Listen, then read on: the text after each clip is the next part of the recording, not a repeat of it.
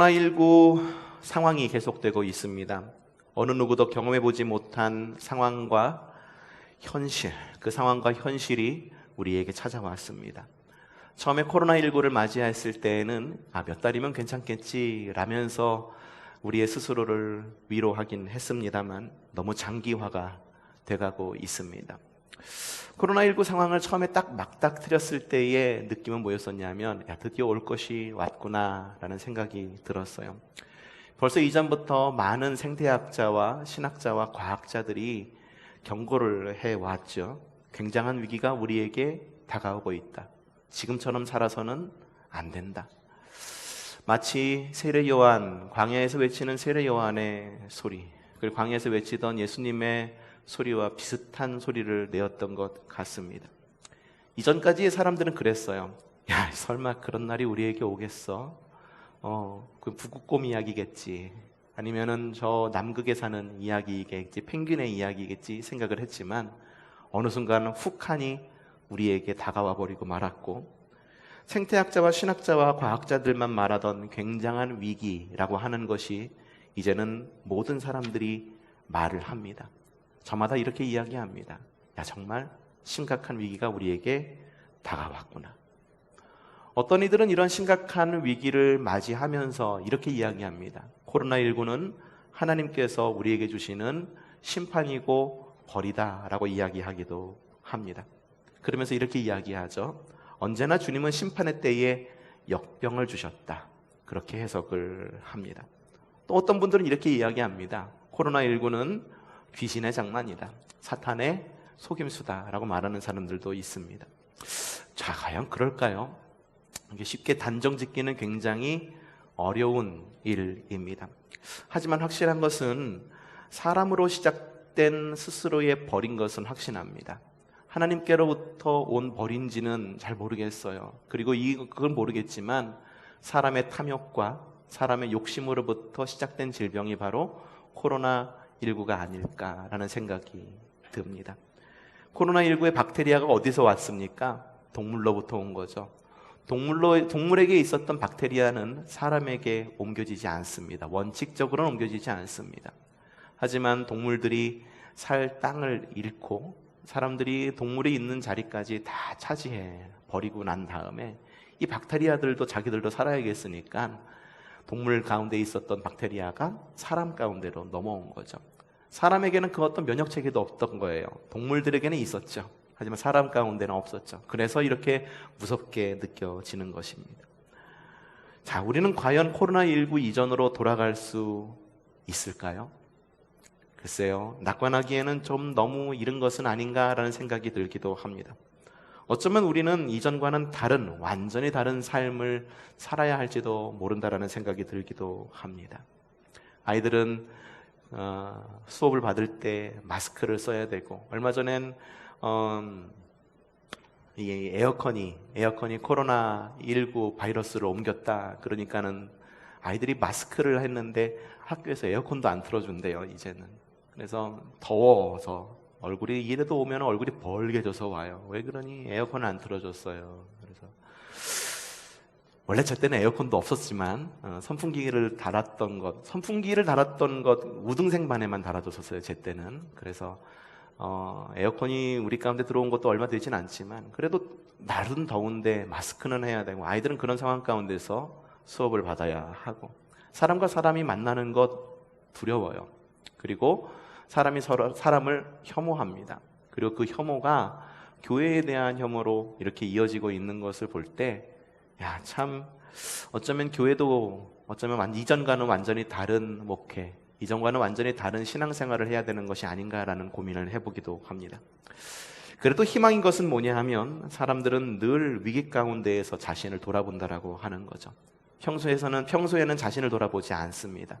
하지만 병이 들었을 때, 삶의 어려움이 있을 때 자신을 늘 돌아본다라고 하는 거죠.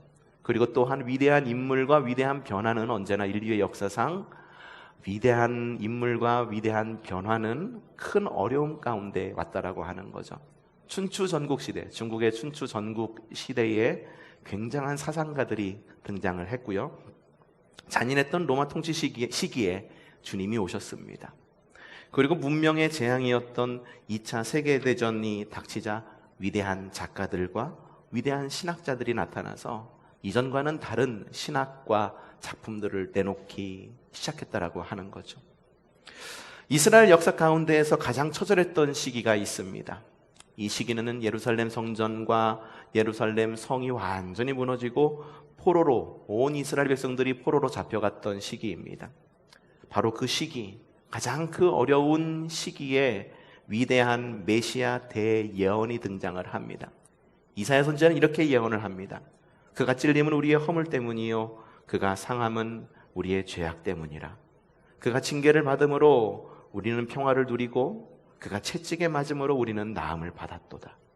우리는 다 양 같아서 그릇 행하여 각기 제 길로 갔거늘 여호와께서는 우리 모두의 죄악을 그에게 감당시키셨도다. 이스라엘의 가장 어두운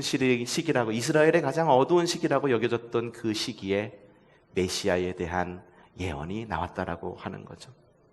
자, 그러면은 그 누구보다 경험해보지 못한 지금의 시기에 하나님께서 우리에게 원하시는 것은 무엇일까요?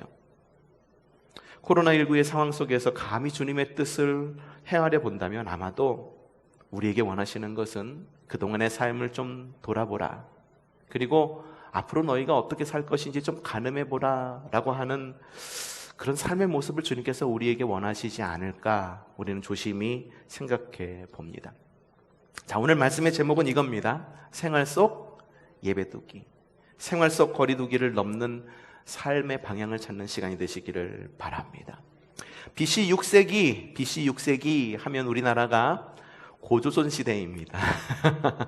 BC 6세기 우리나라가 고조선 시기였을 때에 남유다와 북이스라엘은 바벨론과 아수르의 침략을 받아서 멸망의 길을 걷게 됩니다. 성전과 성벽은 무너지고 이방인들의 이스라엘 땅을 차지하게 됩니다. 왕은 두 눈이 뽑혀 숙청되거나 포로로 잡혀갔습니다. 유대인들 가운데의 최하층민을 제외한 나머지 사람들은 모두가 다 포로로 잡혀갑니다. 이때부터 이스라엘 백성들은 70년간의 바벨론 포로 생활을 하게 됩니다. 하지만 이스라엘을 무너뜨린 바벨론은 약 70년 이후에 페르시아, 성경에는 바사라고 적혀있는 나라입니다. 이 페르시아에 의하여 멸망을 하게 되고 페르시아의 고레스 왕은 포로로 잡혀온 모든 이방 족속들에게 야, 니네 집으로 가, 니네 땅으로 가 라고 이런 본토 귀향령을 내리게 됩니다. 그래서 유대인들은 70년 만에 세 차례에 걸쳐서 귀향을 하게 돼요.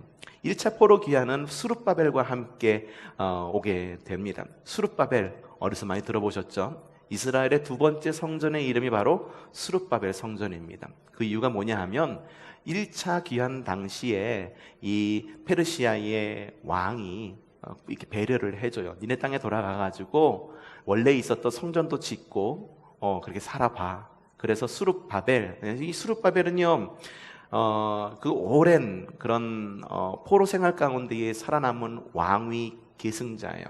여호야긴 왕의 이 후손, 손자입니다. 그래서 이 수룹바벨에게 모든 이런 책임을 두어서 이스라엘 사람들을 본토 땅 예루살렘으로 돌려보내게 되죠. 그래서 이 예루살렘에서 성전을 수룹바벨을 중심으로 성전을 짓게 됩니다. 그리고 2차 포로 귀환이 있습니다. 이 2차 포로 귀환은 에스라와 함께 포로가 귀환하게 됩니다. 성전은 완전히 완성되었어요. 하지만 겉모습은 완성되었지만 사람들의 마음은 여전히 포로의 마음, 눌려있는 마음, 피해의 망상에 젖어 있는 마음으로 있었던 거예요. 하나님의 백성이라고 하지만 하나님의 백성으로 살아가지 못했던 거죠. 그래서 이 에스라가 한 일은 뭐냐 하면 우상 숭배자들과 결혼을 금지하고 종교개혁을 단행해서 성전을 완성하고 성전 안에 있는 사람들의 마음을 굳건하게 하는 역할을 합니다. 그런 다음에 3차 포로 귀환이 2차 포로 귀환 뒤 13년 이후에 있게 되는데요. 이 3차 포로 귀환은 느헤미야와 함께 이루어지게 됩니다. 성전도 완성되고 에스라 주도의 종교 개혁도 있었어요. 하지만 성전은 완성되었지만 성벽이 완성되어 있지는 않았어요. 성전은 있어요. 하지만 그것을 보호할 성벽이 미완성이었다라고 하는 거죠. 그래서 느헤미야는 3차로 포로로 귀환을 오면서 성벽 건축을 단행합니다. 약 50여일 만에 성벽은 모두 완성이 되어져. 성전과 성벽 모두 완벽하게 재건이 되었습니다. 그런 다음에 있는 직후에 나온 이야기가 바로 오늘 말씀 이야기입니다. 성전과 성벽을 완성한 이스라엘은 그들은 성벽과 성전을 완성한 것에 대해서 야, 이만하면 됐지. 배를 빵빵 두들기면서 야, 이제는 좀 편안히 좀 누워서 좀 쉬자라면서 안도하지 않았습니다. 어떻게 했나요? 느헤미야 8장 1절 초반절에 이렇게 적혀 있습니다.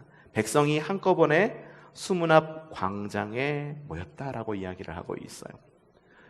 백성들이 수문 앞 광장에 모였습니다. 모든 백성에는 예외가 있었을까요? 없었습니다. 그 다음 구절은 이렇게 적혀 있어요. 한번 읽어보죠. 시작. 일곱째 달 초하루에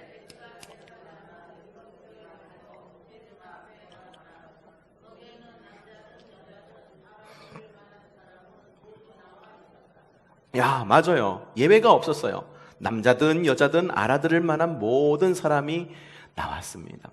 이게 바로 성회의 모습이에요. 이게 바로 하나님을 예배할 때의 모습이에요. 우리에게도 좀 이런 마음이 있어야 돼요. 남자든 여자든 자손이든 남편이든 아내든 빠짐없이 하나님 앞에 나와서 좀 예배할 수 있는 그런 환경이 우리에게 좀 조속하게 왔으면 좋겠다라는 그런 생각을 해보았습니다. 그런데요, 예배를 하려면 보통 성전 뜰에 모여야 됩니다. 성전 뜰에 모여야지만 그동안에 완성되었던 성전도 좀 이용하고 그러는데 어디에 모였습니까? 수문 앞에 모였어요. 왜 성전 수문 앞 광장에 모였을까?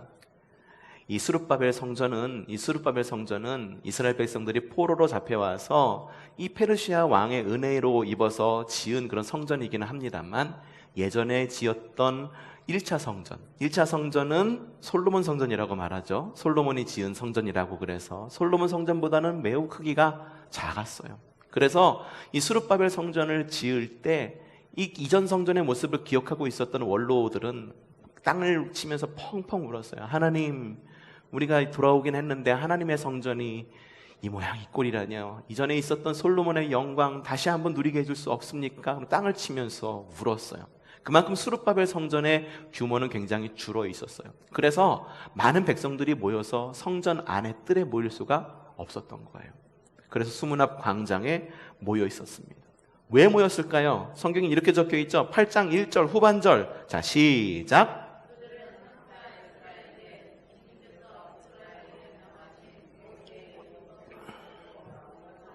예, 왜 모였냐 하면은 성회로 모인 겁니다.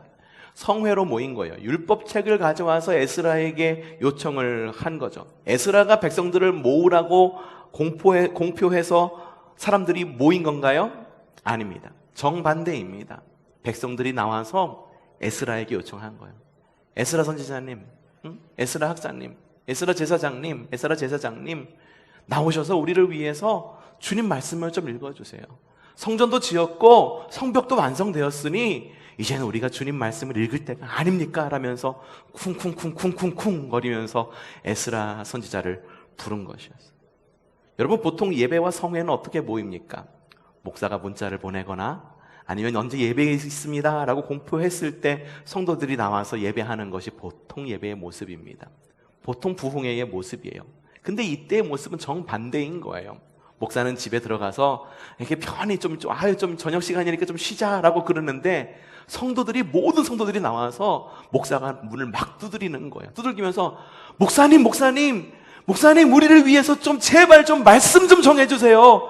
말씀 들으려고 나왔으니까요. 목사가 안에만 계시지 마시고 교회 나오셔서 제발 우리를 위해서 말씀을 전해주세요. 그런 상황과 똑같은 상황이다라고 하는 거예요. 자발적 모임이었다라고 하는 거예요. 그래서 에스라와 백성들은요 어떻게 하였느냐? 자, 느헤미야 8장 3절이죠. 학자 에스라는 임시로 만든 높은 단 위에 섰고, 그리고 백성들은 어떻게 했느냐? 에스라가 책을 펴면 백성들은 모두 일어섰다. 우리도 성경 말씀을 봉독할 때 어떻게 합니까? 자리에서 일어나겠습니다. 일어난다는 건 뭐냐면 경외한다라는 말입니다. 주님, 내가 그 말씀을 내가 주님의 말씀으로 받들고 주님의 말씀으로 생각하여서 내가 그 말씀대로 살겠습니다라고 하는 주님의 말씀에 순복하는 행위예요. 그러니까 에스라가 책을 펴면 백성들이 모두 일어섰다. 에스라가 위대하신 주 하나님을 찬양을 하면 백성들은 모두 두 손을 들고 어떻게? 아멘! 아멘! 하고 응답하고 엎드려서 얼굴을 땅에 대고 주님을 경배하였다. 성경에는 그렇게 기록되어 있습니다. 분명히 성전은 완공되었고 그리고 번제도 드려지고 있었습니다. 그렇잖아요. 성전과 성벽이 완성되었다라고 하는 건 뭐냐 하면 성전이 완성되었기 때문에 성전 안엔 번제단도 완성되었다라고 하는 거예요. 그래서 느헤미야와 에스라서를 읽어보면은 어떻게 되어 있냐, 뭐라고 쓰여져 있냐면은 그 가운데에 하나님께 번제를 드렸다라고 하는 성전이 완성을 되고 하나님께 번제를 드렸다라고 하는 내용이 이미 나와 있어요.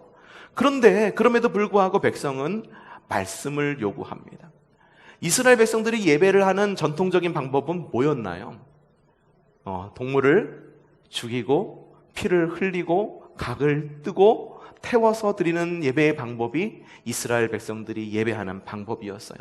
그럼에도 불구하고 이스라엘 백성들은 에스라에게 와서 요청한 건 뭐냐면 우리에게 모세의 율법을 좀 읽어주십시오.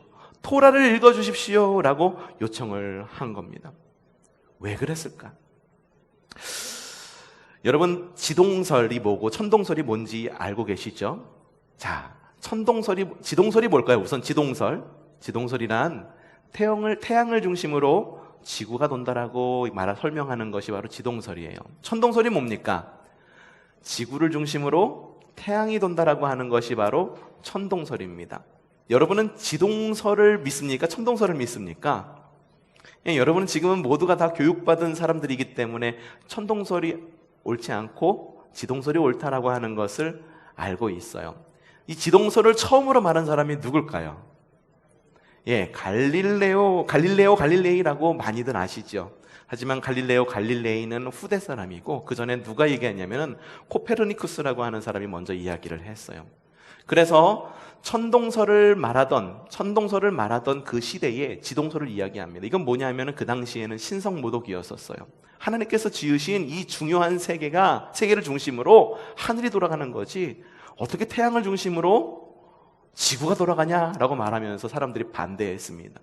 그 반대하는 가운데 코페르니쿠스가 지동설을 이야기한 거예요. 그 이후로 좀 전에 이야기하신 갈릴레이가 나와서 다시 한번 각인을 시켜주고 이후에 사람들이 여러 증명을 통해서 야, 지동설이 옳구나라고 하는 것을 사람들이 드디어 그때서야 한 몇백 년이 지나서야 알게 됩니다. 그래서 이러한 사고의 전환을 뭐라고 말하냐 하면 코페르니쿠스적 전환이라고 이야기합니다. 완전히 밑에서부터 끝에까지 바뀌는 거예요. 그전에는 세상의 중심이 나인 줄 알았는데 알고 보니 세상의 중심이 내가 아니라 세상은 내가 세상을 돌고 있는 거구나라는 것을 알게 되는 거죠. 여러분들 어렸을 때 생각이 나시나요? 어렸을 때 생각이 나세요? 세상이 여러분들 중심으로 돌아가는 것 같았잖아요. 내 중심으로 돌아가는 것 같았잖아요. 근데 성장을 하면서 어떤 걸 느낍니까? 야, 세상은 내 중심으로 돌아가는 것이 아니라 그래, 세상은 내가 없어도 돌아갈 수 있는 세상이구나라고 하는 것을 느꼈을 때 여러분의 마음은 어땠습니까? 큰 충격을 느껴지지 않았나요? 전 그렇게 느꼈어요. 세상이 내 중심으로 돌아가는 줄 알았는데 나 없으면 세상이 돌아가지 않는 줄 알았는데 내가 없어도 세상은 잘만 돌아가더라. 내가 빠지면 뭔가 일이 좀 잘 안 됐으면 좋겠는데 그게 아니라 내가 빠져도 일은 잘 되더라라고 하는 거죠. 그래서 이런 인식의 변화를 코페르니쿠스적 변화라고 이야기를 하는데 조금 전에 읽었던 그 구절 있잖아요. 학자 에스라가 강단 위에 올라가서 말씀을 선포하고 사람들 두 손을 들고 아멘으로 외치고 엎드려서 하나님께 경배하고 회개하는 이 모습을 신학자들은 뭐라고 이야기하냐면은 코페르니쿠스적 전환의 예시로 아주 대표적으로 사용되는 구절입니다. 왜냐하면 이전까지의 이스라엘 중심의 예배, 앞서도 이야기했지만 이스라엘은 성전 중심의 예배를 드렸습니다.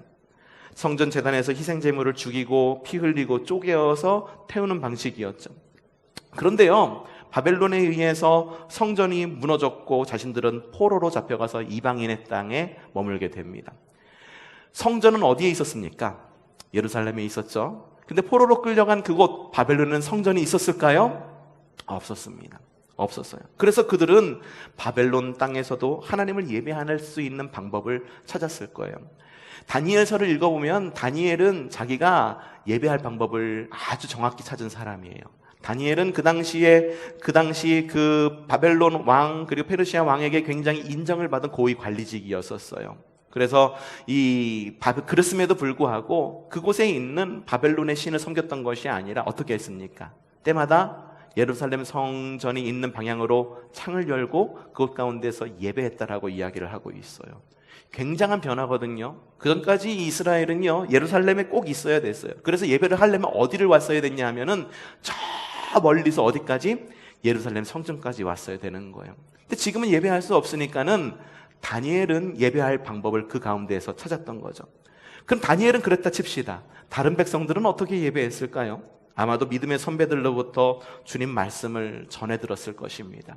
변변치 않은 성경이 뭐 있었겠습니까? 그냥 입에서 입으로 구전으로 전해 들었을 가능성이 훨씬 더 높았겠죠. 그러면서 그들은 그 어려운 가운데에서 신앙을 이어왔던 거죠. 이제 그들은 고향으로 돌아왔습니다.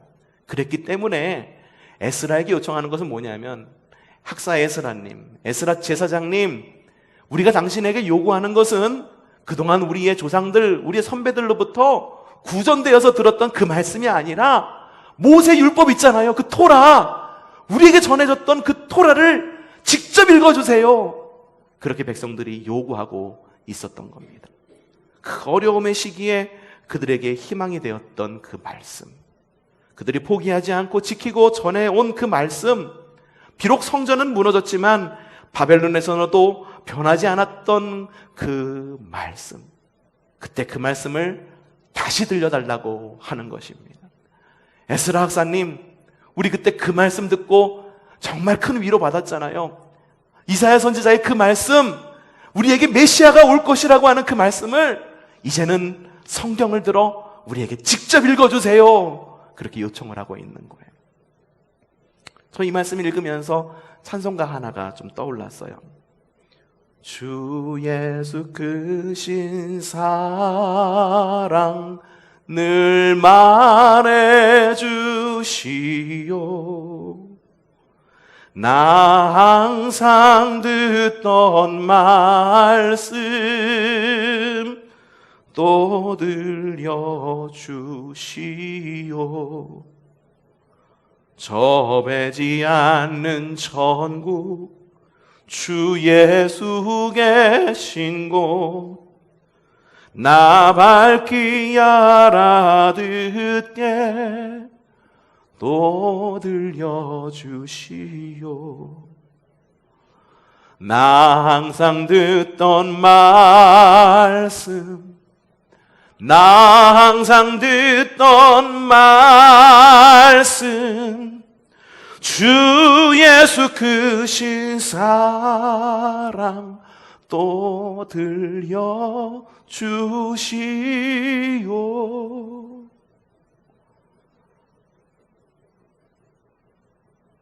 포로 생활에서 돌아온 이스라엘 백성들이 에스라에게 원했던 것이 바로 이거였습니다. 그때 듣던 그 말씀을 들려주십시오. 비록 성전은 다 지어졌지만 그때 우리에게 힘이 됐던 말씀을 다시 한번 들려줘서 우리가 다시 한번 이 성전을 중심으로 다시 모여서 하나님께 예배할 때 그 큰 영광 가운데 나가게 해주세요.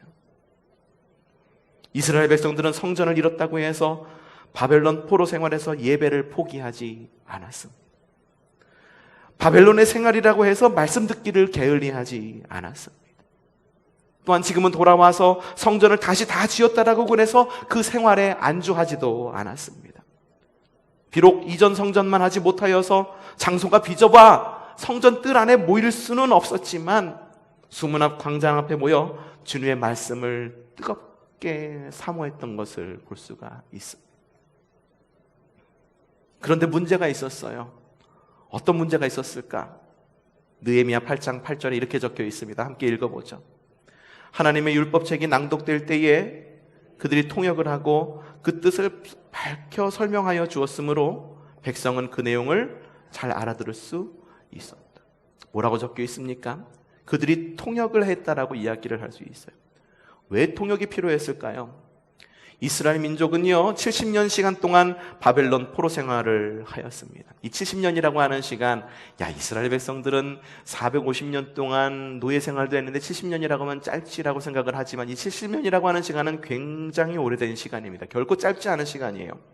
우리나라는요 1910년부터 1945년 약 35년 동안 일제 강점기에 있었습니다.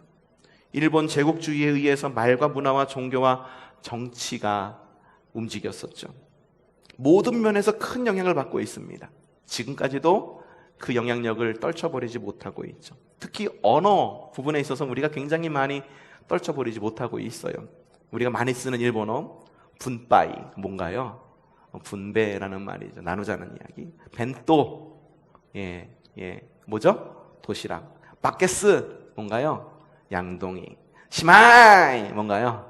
종료라는 뜻을 가지고 있어요. 근데 이런 거는 우리가 일본어이기 때문에 다 알고 있어서 피해갈 수 있죠. 하지만 우리 말로 정착된 일본어들도 굉장히 많습니다. 여러분 힘내라고 했을 때 뭐라고 그러나요?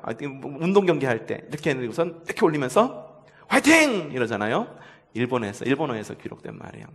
파이토 일본 애들 화이토라고 말하면서 거기서 말하는 말이 바로 파이팅입니다. 기분이라는 말도 일본어라고 합니다. 우리말로는 심기라는 말이래요. 결혼이라는 말도 일본어에서 온 말이라고 합니다. 혼인이 맞다라고 합니다. 약속이라는 말도 일본 말이라고 합니다. 이 말은 약속이란 말은 우리말로 언약이라는 말이에요. 익숙치 않죠. 우리말로 번역돼서 이미 쓰이고 있는데 약속. 옛날에 핑클이라고 하는 그룹이 있었죠. 핑클이라고 하는 그룹이 노래가 있었는데 막 춤추다가 약속해줘. 약속 굉장히 익숙한데 이걸 갖다 언약해줘. 왜 익숙하지 않아요? 언약해줘. 아무리 생각해도 익숙하지 않습니다. 또 다른 일본어들이 있어요. 시말서. 이것도 일본어입니다. 경위서가 맞다고 그러고 여러분 굉장히 충격적인 일본어가 하나가 있는데 뭐냐면은 아이들이 학교 가가지고선 학교 공부를 잘해서 점수를 쌓는 게 뭐라고 그러냐요? 내신이라고 그러죠. 이 내신이 일본어라고 합니다. 어디서 온 거냐 하면은 이게 이 사람이 얼마나 일제시대에 이 사람이 얼마나 일본 제국주의에 충성된 사람인가를 증명하는 문서가 바로 내신이라고 그랬대요. 얼마나 우리 생활 가운데에 떨쳐버릴 수 없는 그런 말들이 많이 있습니다. 근데 하물며 이스라엘 백성들은 몇 년? 10년을 그곳 가운데에서 포로 생활을 했다라고 하는 거예요. 그래서 어떻게 됐냐면 그들은요 그들의 언어를 모두 잊게 되었어요. 그들의 언어는 원래 히브리어였었습니다. 히브리어였는데 그들의 언어를 모두 잃고 아람어를 쓰게 됐어요. 지금의 시리아어를 쓰게 된 거죠. 그들은 아람어를 사용했지만 반면에 토라, 그들이 읽었던 성경책은 히브리어로 기록이 되어 있었어요. 포로 생활에서 돌아온 그들은 모국어를 잊었기 때문에 앞에서 학사 에스라가 그들의 성경을 읽어도 그 성경을 이해할 수가 없었던 거예요. 얼마나 슬픈 현실입니까? 그래서 통역과 해석이 필요했던 거예요. 참 번거로운 일이었던 게 아니었던 거예요. 그럼에도 불구하고 그들은 말씀을 사모합니다. 어쩌면 낯선 언어에서 오는 괴리감도 있었을지도 모릅니다. 하지만 그들은 어떻게 반응했나요? 아까 읽었던 말씀이 다시 한번 좀 읽어봤으면 좋겠어요. 그들이 통역되는 그 성경 말씀, 선포되는 그 말씀에 어떻게 반응했는지 한번 좀 읽어봅시다. 시작! 에스라가 책을 펴면 백성들이 모두 일어섰다.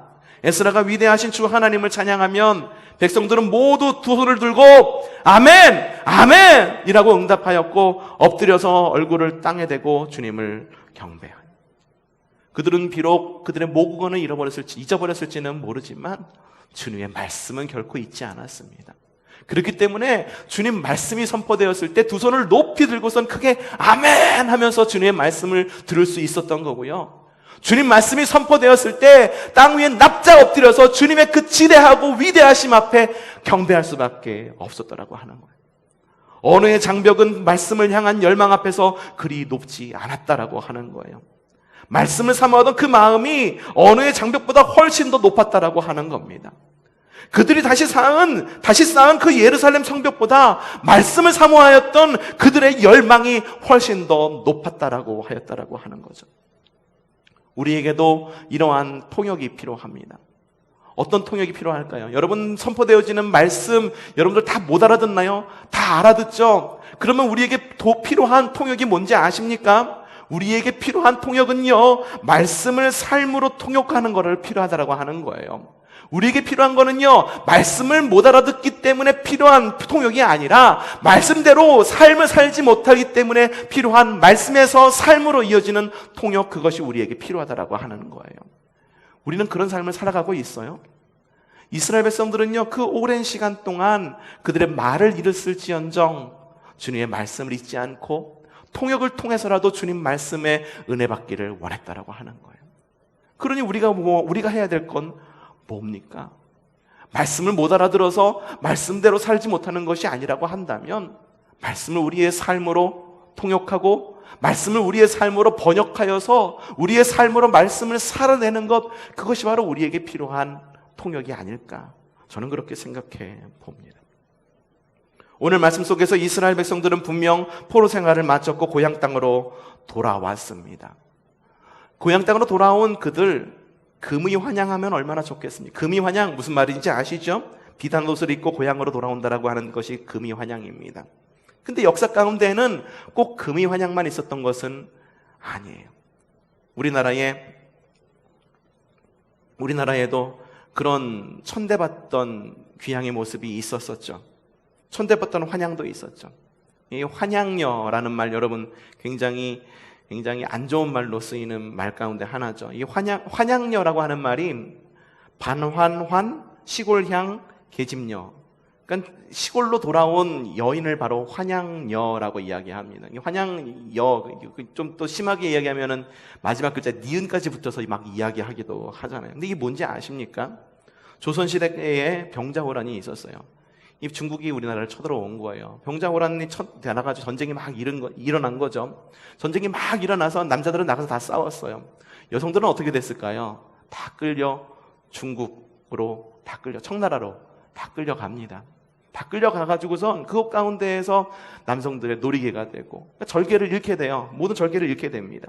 그리고선 돌아오게 돼요. 천신만고 끝에 이 잡혀갔던 여인들이 다시 고향 조선 땅으로 돌아오게 되는데, 이 조선 땅에서 어떠한 일이 있었는지 아십니까? 이 사람들에게 손가락질했어요.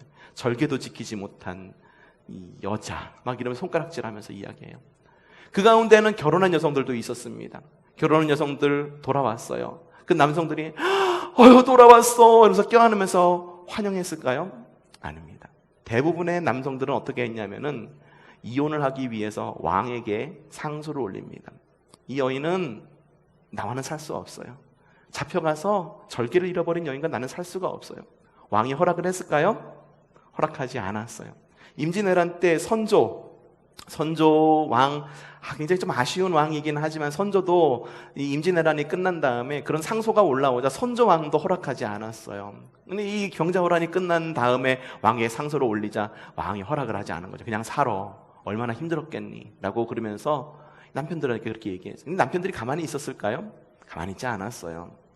자신의 조강지처를 골방에다가 숨겨두고 그때부터 하기 시작한 것이 바로 첩질이에요. 다른 여인들을 들여서 자신의 아내로 삼은 것, 그랬다라고 하는 거죠. 많은 치욕을 감수해야 했던 뼈아픈 역사도 우리에게 있었다라고 하는 거예요. 이스라엘 백성들이요, 천신만고 끝에 70년 만에 환향을 합니다. 이제는 고향 땅으로 돌아와서 좀 평안을 누리면 되겠다라고 했지만 그 땅을 이미 차지하고 있었던 사람들이 있었어요. 다 잡혀간 것이 아니었고 땅이 비었으니 이방인들이 들어와서 살기도 했고 그 땅 가운데 최하층민들은 여전히 살고 있었기 때문에 그들은요, 이스라엘 백성들이 돌아오는 것이 그렇게 반갑지 않았어요. 자기 땅들을 가져갈 것이고, 그렇기 때문에 성전을 쌓는 것도 방해했고요, 성벽을 쌓는 것도 방해했습니다. 이사야 선지자의 메시아의 대망의 노래를 듣고 희망 중에 환향을 했지만 상황은 그다지 나아 보이지는 않습니다. 첩첩산중입니다. 하지만 그들은 성전과 성벽을 보란듯이 완성합니다. 그리고 수문 앞 광장에 모입니다. 비록 그들은 모국어를 잊어 통역이 필요했지만 그것이 장애가 되지는 않았습니다. 말씀으로 아멘! 아멘! 하고 온 몸으로 엎드려서 온 몸과 온 삶으로 말씀을 받아들입니다. 환경의 제약과 변화가 그들의 예배를 막을 수 없었다라고 하는 것입니다. 이제 느헤미야가 나서서 그들 가운데 선포합니다. 모든 이런 성회가 종료가 되고 끝이 납니다. 에스라가 말씀을 전했고 그 뒤를 이은 행정가였던 느헤미야가 나서서 사람들에게 이야기하는데 뭐라고 이야기하느냐? 이렇게 이야기합니다. 8장 10절 말씀 함께 읽어보죠. 시작. 느헤미야는 그들에게 말하였다. 차려서 먹고 마시도록 하십시오. 아무것도 차리지 못한 사람들에게는 먹을 몫을 보내주십시오. 오늘은 우리 주님의 거룩한 날입니다. 주님 앞에서 기뻐하면 힘이 생기는 법입니다. 슬퍼하지들 마십시오. 이 말을 들은 이스라엘 백성들은 어떻게 반응할까요? 에이, 현실을 몰라서 하는 말이에요. 현실이 어떤데요? 그렇게 반응했을까요? 아닙니다. 역시 이스라엘 백성들은 굉장히 탁월합니다. 어떻게 반응했냐? 12절 말씀입니다. 모든 백성은 배운 바를 어떻게? 밝게 깨달았으므로 어떻게 했습니까? 돌아가서 먹고 마시며 없는 사람에게 먹을 것을 나누어 주면서 크게 기뻐했다라고 하는 거예요. 여러분, 생활 속 예배두기라는 말씀으로 제목으로 여러분에게 오늘 말씀을 전하고 있어요. 생활 속 예배두기란 과연 뭘까요? 오늘 말씀을 처음부터 끝까지 잘 들으셨죠? 잘 들으셨죠? 오늘 말씀 가운데에 나와 있는 등장하는 모든 단어들을 끌어모아서 제가 생활 속 예배두기란 무엇일까를 정의 내리면 전 이렇게 정의하고 싶습니다. 어떤 상황 가운데에서도 삶으로 말씀을 통역하는 삶. 우리의 상황이 어떤 가운데 놓여서 있을지라도 말씀을 삶으로 통역해내는 삶. 그것이 바로 생활 속의 예배두기가 아닐까 생각합니다. 비록 우리의 상황이 더 나아질 것이라고 확신할 수는 없습니다. 하지만 기억하시기를 바랍니다. 그리스도인들에게 위기는 성전만을 의지하던 신앙에서 그래서 성전에 모여라! 아우 제발 좀 모이세요! 라고 했을 때 간신히 모였던 그런 신앙에서 생활 속으로 말씀과 예배를 두는 신앙으로 성장하고 성숙할 기회임을 여러분들 기억하셔야 됩니다. 그리고 느헤미야의 말과 백성들의 행동처럼 성전에만 모여있지 말고 집으로, 사회로, 세상으로 돌아가는 여러분들 되시기를 바랍니다. 지금의 어려운 상황 어떻게 생각하면 그렇게 생각이 들지도 모르겠어요. 야, 정부에서 하는 것 과연 이것이 합당한 조치인가? 합리적이지 않다. 지난주에 이 정부의 조치 이후에 누군가가 글을 쓴 것이 있는 거를 좀 읽어봤어요. 굉장히 좀 재밌는 글이었는데 지금 읽어드리기에는 좀 시간이 좀 걸릴 것 같고 그래서 이번 수요일날 수요일날도 나오란 얘기예요. 수요일날 읽어드릴 건데 지금의 상황이요 합당하고 합리적이고 그렇기 때문에 좀 견디기 쉬워요. 그렇다는 말인가요? 아니에요. 지금의 상황은 분명히 어려운 상황입니다. 어떤 사람들은 이구동성으로 이야기하죠. 야, 정부의 조치가 어떻게 교회를 핍박하는 거냐? 우리가 모두가 다 안전하자는 것 아니냐라고 이야기를 합니다. 하지만 담임 목사로서 겪는 이 상황은 그렇게 쉽지 않습니다. 여러분들은 어떻습니까? 지금의 상황이 성전에만 모여있지 말고 돌아가서 여러분들의 삶 가운데서 잘 하십시오. 그게 하나님의 말씀이고 옳은 행동입니다 라고 말한다고 해서 지금의 상황이 견디기 쉽습니다 라고 하는 것을 의미하지는 않는다라는 거예요. 여러분, 제가 지금 여러분들에게 말씀드리고 싶은 것 그건 뭐냐 하면 생활 속 거리두기 이상으로 생활 속 예배두기도 엄청나게 중요하다라고 하는 것을 말씀드리는 거예요. 이제 거룩한 성회가 성전 뜰이 아닌 수문 앞에서 열립니다. 먼저 생활 속에서 여러분 스스로가 생활 속 예배두기로 금이 환영하는 여러분들 되시기를 바랍니다. 교회에 나올 때 하나님 여러 어려운 상황 가운데에서 예배 놓치지 않고 하나님께 나왔어요. 지난 한 주간의 삶을 돌이켜보면요, 하나님 너무 힘들고 어려웠지만 코로나19의 상황 모두가 어렵듯이 나도 역시 힘들었지만 주님 그래도 나 열심히 주님 앞에서 생활 속 거리두기 하면서 생활 속 예배두기도 너무 열심히 했어요. 그렇게 금이 환영하는 주일날 나왔을 때에는 주님 내가 이렇게 승리하고 나왔어요 라고 하는 금이 환영하는 승리의 성도들 되시기를 바랍니다.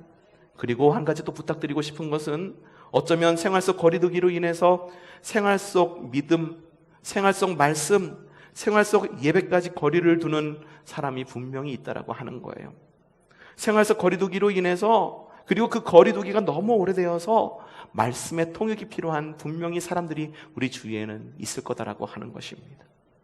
그들을 위해서 여러분의 삶으로 돌아가 이스라엘 백성들처럼 이스라엘 백성들이 할 수 있는 푸짐한 상을 차려서 이웃들과 함께 나누었듯이 여러분들이 할 수 있는 푸짐한 상을 차려서 부족한 이들과 함께 주님의 상을 나누시기를 바랍니다.